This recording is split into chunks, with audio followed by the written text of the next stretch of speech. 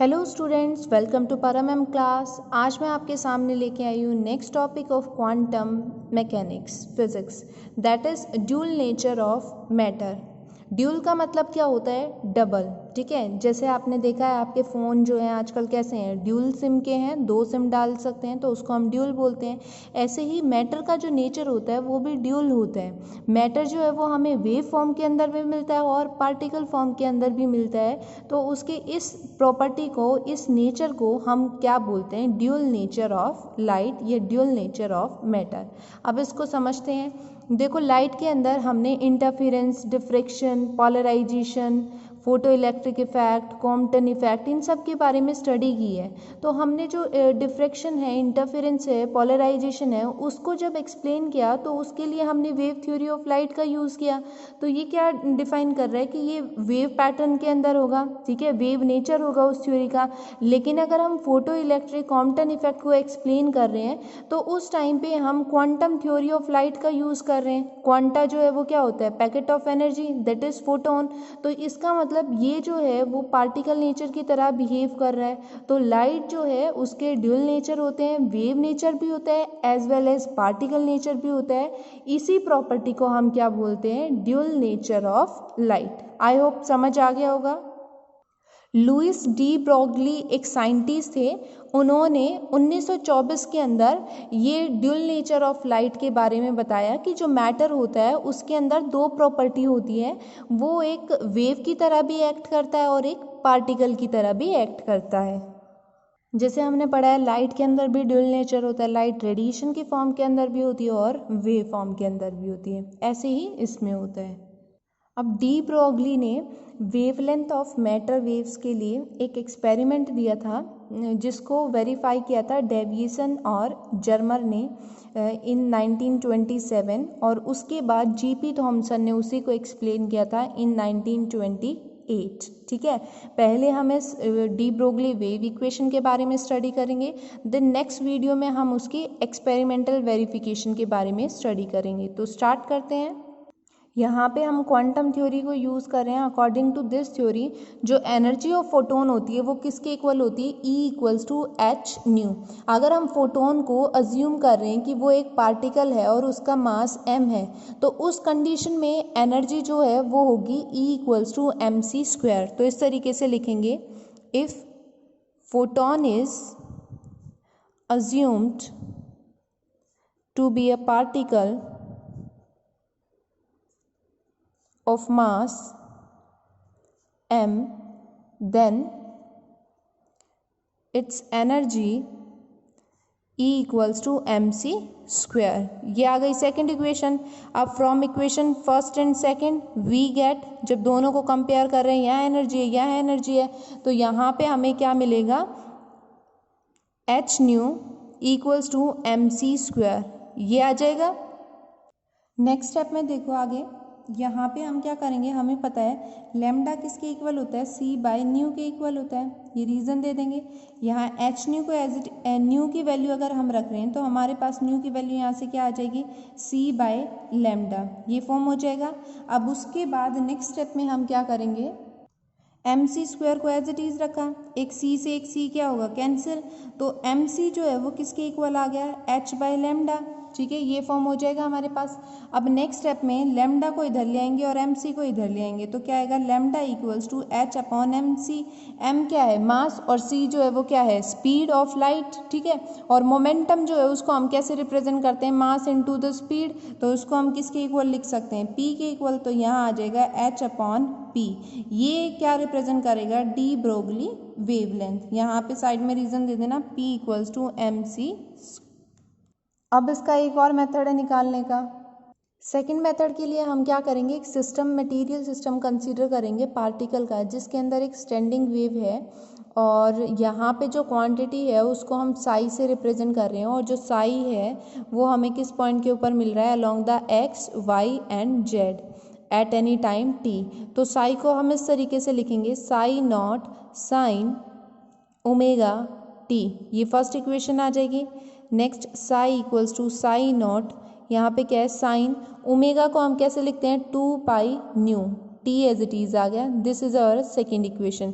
Sign note represent कर रहा है एम्पलीट्यूड ऑफ द वेव को, साइन रिप्रेजेंट कर रहा है वेरिएशन को, 2 पाई न्यू रिप्रेजेंट कर रहा है एंगुलर फ्रीक्वेंसी, और टी हम यहाँ पे किसके लिए ले रहे हैं, टाइम के लिए ले रहे हैं। अब मान लो अगर पार्टिकल v वेलोसिटी के साथ एक्स एक्सिस के अलोंग मूव कर रहा है तो वहाँ पे हम इनवर्स लॉरेंस ट्रांसफॉर्मेशन अप्लाई करेंगे, क्योंकि यहाँ पे जो पीरियोडिक सिस्टम है वो चेंज हो रहा है और वो हमें फाइंड आउट करना है, क्योंकि एक्स वाई जेड के अलोंग सिचुएटेड है वो। तो इनवर्स लॉरेंस ट्रांसफॉर्मेशन के अंदर हमें जो टाइम की वैल्यू है वो क्या मिलेगी, t dash plus v x dash upon c square upon 1 minus v square upon c square. ये आप पहले पढ़ चुके हो, डायरेक्ट मैं यहाँ पे यूज़ कर रही हूँ। ये आ गई इक्वेशन नंबर 3। यहाँ पे टी डैश जो है वो किसको रिप्रेजेंट कर रहा है, टाइम को। कौन से टाइम को, जब हमारा पार्टिकल मूव कर रहा है v वेलोसिटी के साथ, उस टाइम को। ठीक है, अब ये वाली वैल्यू हम क्या करेंगे, यहाँ पे रख देंगे टाइम वाली इक्वेशन में। जब हम ये वैल्यू यहाँ पे रखेंगे तो जो साई की वैल्यू है वो हमारे पास क्या आ जाएगी, psi naught sine 2 pi nu, time की जगह हमने रख दिया t dash plus v x dash upon c square, ये टर्म आ जाएगी। अपॉन में क्या चलेगा, 1 minus v square upon c square का रूट। ये हमारे पास टर्म आ गई है इस तरीके से। ये आ गई इक्वेशन नंबर 4। अब इसी इक्वेशन को हम स्टैंडर्ड फॉर्म के अंदर लिखेंगे इन वेव मोशन। तो स्टैंडर्ड फॉर्म में इसको इस तरीके से लिखा जाएगा, psi naught sine 2 pi by t dash plus x dash upon u dash. ये इसकी स्टैंडर्ड फॉर्म है, इसको हम इक्वेशन कंसीडर कर रहे हैं 5। यहाँ पे जो साई नोट है वो किसको रिप्रेजेंट कर रहा है, एम्पलीट्यूड को। यू डैश रिप्रेजेंट कर रहा है फेज वेलोसिटी को अलोंग द एक्स एक्सिस, और जो टी डैश है वो रिप्रेजेंट कर रहा है टाइम पीरियड को। ये टी डैश यहाँ पे आ गया फॉर टाइम पीरियड। अब हम क्या करेंगे, 4th एंड 5th इक्वेशन को कंपेयर करेंगे। From equation 4th and 5th we get u dash की वैल्यू जो है वो किसके इक्वल आ जाएगी, सी स्क्वायर अपॉन वी के इक्वल आएगी। इस तरीके से इसे हम लिख लेंगे। ठीक है, ये सेकंड मेथड है, ये भी आपको आना चाहिए। आपके लेवल के अकॉर्डिंग ये मेथड जो है वो सूटेबल है। रिजल्ट दोनों से एक ही आना है, बट दोनों मेथड पता होने चाहिए, क्या पता एग्जामिनर किस मेथड से पूछ ले। ठीक है, अब इसको आगे देखते हैं। नेक्स्ट स्टेप में देखो, जो पीरियोडिक फंक्शन है 1 बाई टी डैश, इसका रेसिप्रोकल किसके इक्वल होगा, nu 1 minus v square upon c square का रूट। ठीक है, इसको हम कंसीडर कर लेते हैं इक्वेशन नंबर 6। नेक्स्ट, अगर हम न्यू डैश की वैल्यू निकालते हैं तो वो वैल्यू होगी nu upon 1 minus v square upon c square.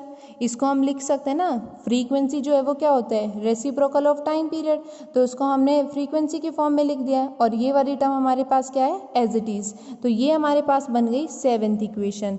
फिर उसके बाद by using Einstein mass energy relation, ये रिलेशन हम यहाँ पे यूज़ करेंगे और यहाँ से हमें वैल्यू मिलेगी E equals to m naught c square, और एनर्जी के लिए हम क्या यूज़ करते हैं, एच न्यू। अगर दोनों को कंबाइन कर रहे हैं तो यहाँ से m naught c square equals to क्या होगा, एच न्यू।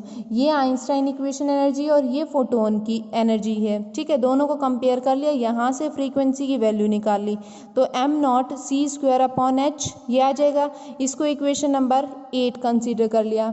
अब इस इक्वेशन को हम क्या करेंगे, इस इक्वेशन में यहाँ पे पुट कर देंगे, इसकी जगह put value of equation 8 in equation 7।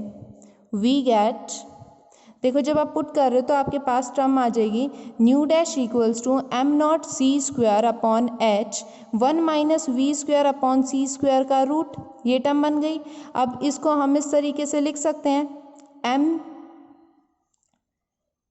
Not यहाँ पे क्या है, रेस्ट मास है, इसको हम इस तरीके से लिख सकते हैं m equals to m naught 1 minus v square upon c square का रूट। तो m, ये वाली टर्म जो है वो किसके इक्वल आ गई, m के, तो ये वाली टर्म जो है वो क्या होगी, m के इक्वल। और हमारे पास जो वैल्यू है वो क्या आ जाएगी, जब हम इसको यहाँ पुट करेंगे, देखो यहीं पे स्टेप को, nu dash equals to m C square upon H.